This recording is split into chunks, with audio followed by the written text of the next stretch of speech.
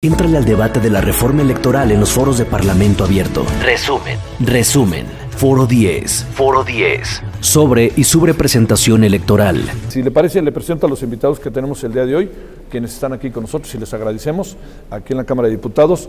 Jesús Ricardo Fuentes Gómez, también con nosotros Sara Pérez Rojas, también con nosotros Alejandro Romo Millán y también con nosotros Javier Aparicio. Se ha hablado mucho de que la reducción de los diputados se eliminan, más bien, o se reducen los diputados plurinominales, sí. Pero no, los que se reducen son los de mayoría relativa. Sí. Quedan las listas de tal manera que es un sistema diferente. Ahí está la composición actual, tiene un número de diputados que se establecen ahí de una manera, por ejemplo, ahí está en Colima, tiene 25 diputados, quedarían 15. Caso de Yucatán tiene 25 diputados, quedarían 17, y cambian dependiendo del número de personas, de acuerdo con el último censo, así ha sido históricamente.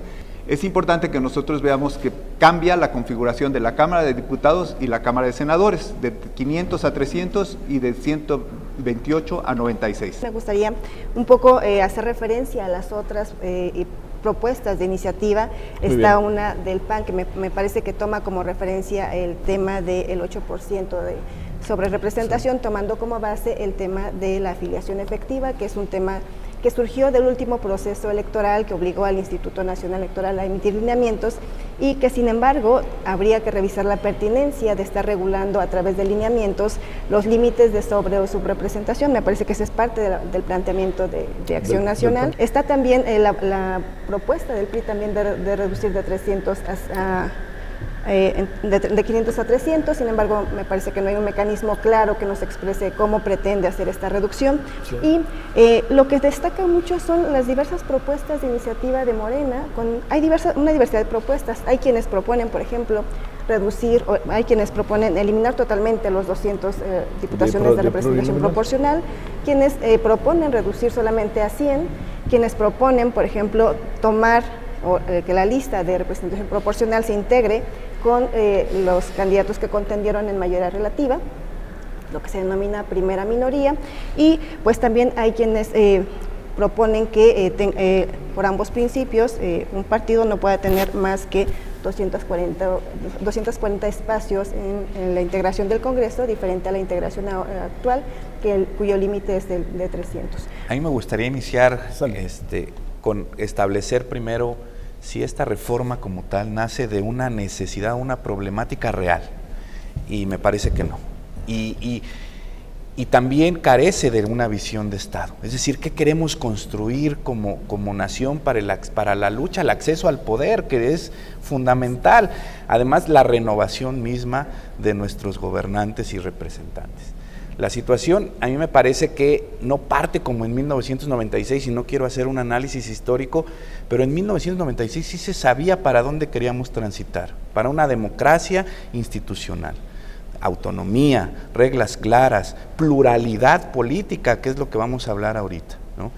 Pero esta reforma, junto con otras que se han dado con antelación, como 2007, como 2014, simplemente responden a, pues denominémoslo, traumas políticos que se van dando a raíz de las contiendas electorales. Es decir, y a veces se piensa que reformando la Constitución es el único mecanismo a partir del cual los actores políticos no van a infringir las normas que ellos mismos se imponen. Nuestra transición democrática, para bien o para mal, se ha ido pavimentando con reformas electorales. Y voy a tratar de discutir, ir de lo general a lo particular. ¿Qué es lo que hay en la iniciativa presidencial de reforma político-electoral?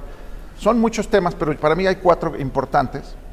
El primero, más grave, más preocupante, es la renovación absoluta de todos los árbitros electorales, ¿no? El borrón y cuenta nueva de todos los consejeros del INE, todas las magistraturas del tribunal, todos los soples, todos los tribunales locales. O sea, el mandar a su casa a todos los árbitros electorales del país el día de hoy.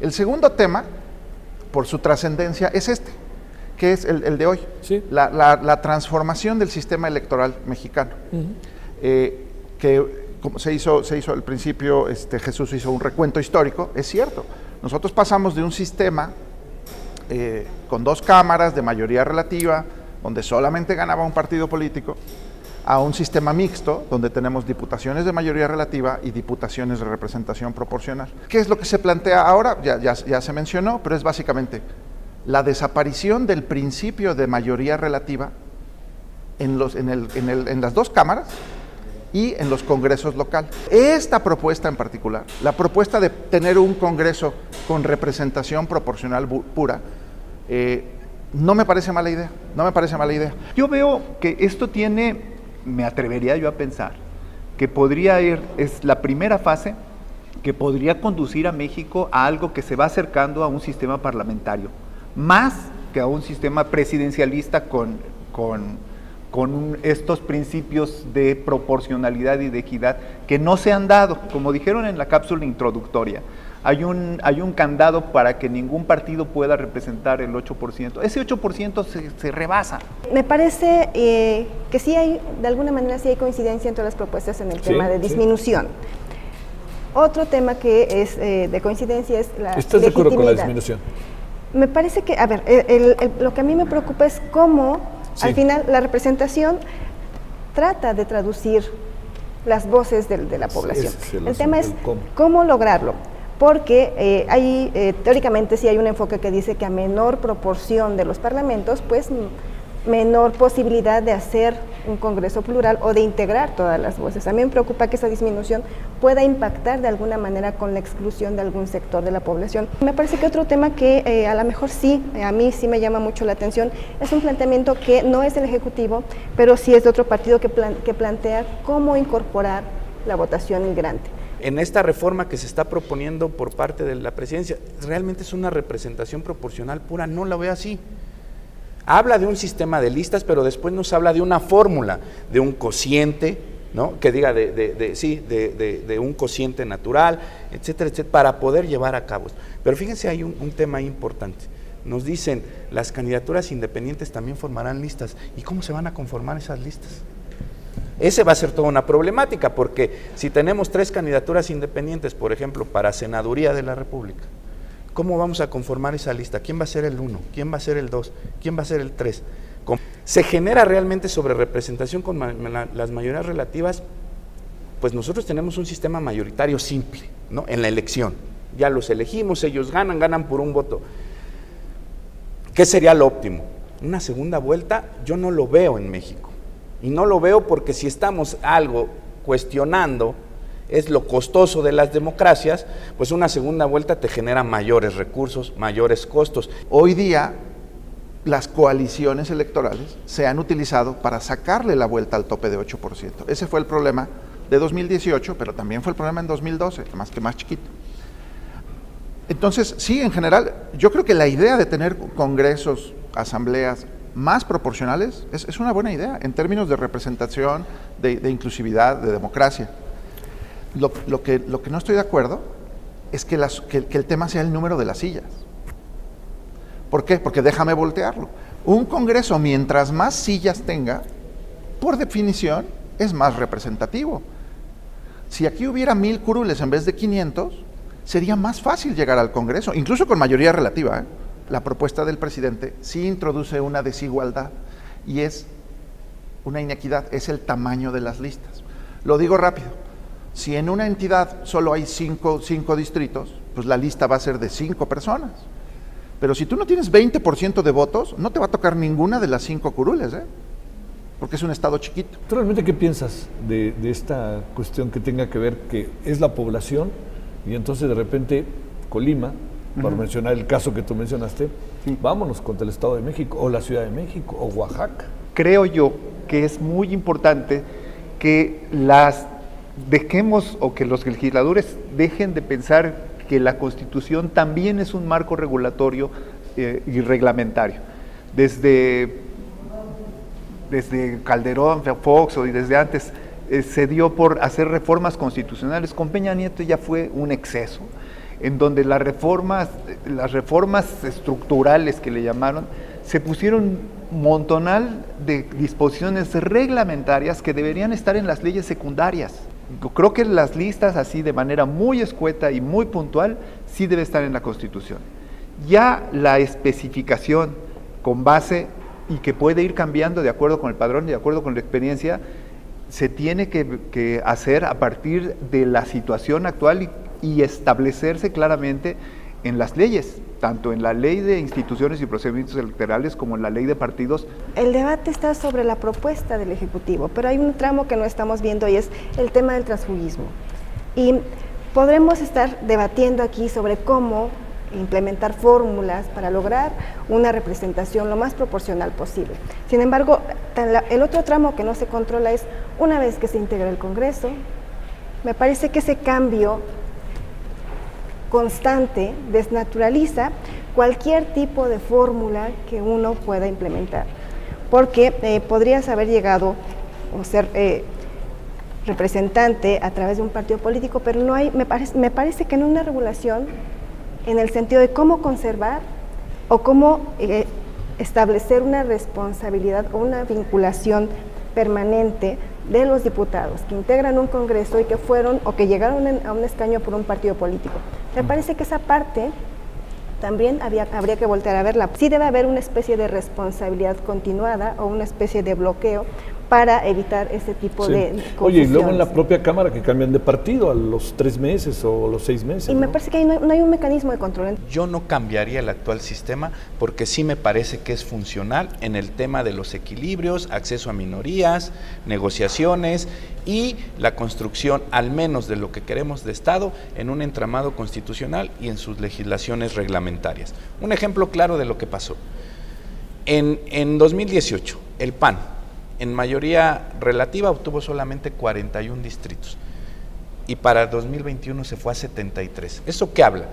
Que las actuales reglas, el sistema electoral genera un sistema de partidos competente, ¿sí?, y competitivo.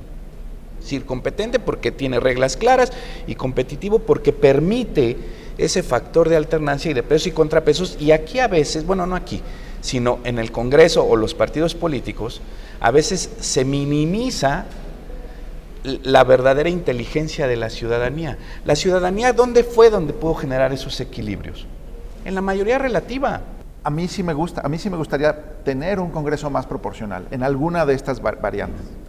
Ahora, si me dices, oye, vamos a tener un Congreso más proporcional a cambio de cortarle la cabeza a todos los árbitros electorales, no, ahí yo digo no, porque los árbitros, o sea, si ese es el paquete, de denme la cabeza de todos los árbitros electorales, tribunal, INE y órganos, entrégame el árbitro, déjame poner al árbitro y nos vamos proporcionales. No, eso es manzana envenenada, porque yo creo que esos árbitros electorales son actores fundamentales para garantizar la democracia y los derechos políticos electorales en México. Entonces, si es una a cambio de la otra, no. A mí sí me da un poquito de miedo que en la negociación legislativa se intercambie una cosa por otra y que acabemos debilitando nuestra democracia.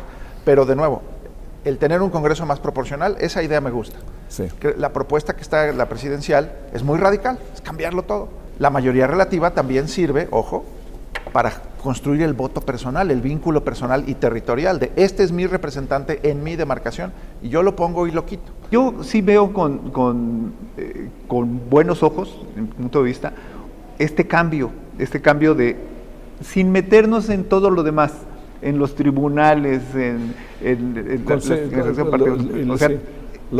que es una reforma amplísima, es muy grande, muy grande. Pero esta parte que estamos discutiendo ahorita, el tema de hoy, me parece que es muy interesante y valdría la pena que los legisladores no lo echaran en saco roto.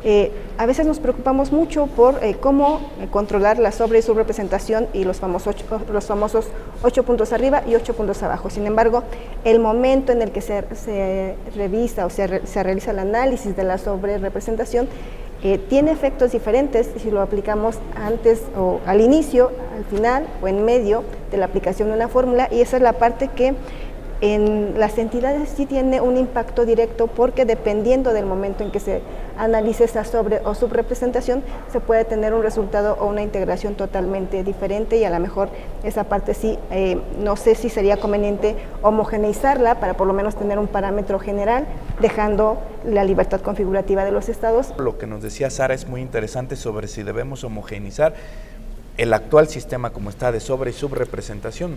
Yo estaría en favor de que no, porque cada realidad. En el tema también de sobre y subrepresentación, El debate creo que hoy, en vez de transitar sobre propuestas políticas o mayorías, equilibrios, ya vamos a ir a transitar al tema de género, que ya está superado. A mí me parece que ni siquiera tendría que estar en discusión, y después vendrán otros temas de otro tipo de minorías, ya de la representatividad, digamos, en cuanto a sectores poblacionales. Pero hoy por hoy creo yo que con este sistema se está garantizado minorías, equilibrios, mayorías, gobernabilidad. Para fortalecer una democracia constitucional sí es importante la representatividad, y en ese sentido tener un Congreso más proporcional sería mejor que tener los congresos que hemos tenido históricamente.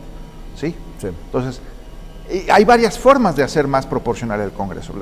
La iniciativa presidencial propone una muy radical, yo no sé si transite o no, pero ese espíritu de hacerlo más proporcional yo creo que es favorable. Ojalá los partidos lo recojan y hagan algo constructivo con ello. Cámara de Diputados, Legislatura de la Paridad, la Inclusión y la Diversidad.